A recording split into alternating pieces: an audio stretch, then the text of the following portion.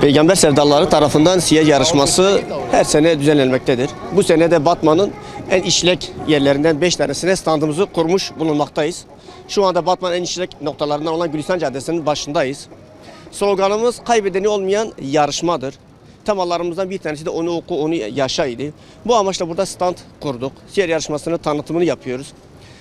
Teveccühler çoktur, kaydedenler çoktur. Hakeza öğrenci kardeşlerimiz çok fazla kayıt yaptırmaktadırlar. Bu minvalde vatandaşlarımızı kayıt olmaya davet ediyoruz. İçinde bulunduğumuz Ocak ayının 31'i siyer yarışmasının son başvuru tarihi olmakla beraber önümüzdeki Şubat ayının 13'ü de inşallah Allah nasip ederse siyer yarışması düzenlenecektir. Buradaki amaç insanlara Peygamber Aleyhisselatü Vesselam'ı tanıtmaktır. Onun güzel ahlakını insanların hayatına nakşetmektir.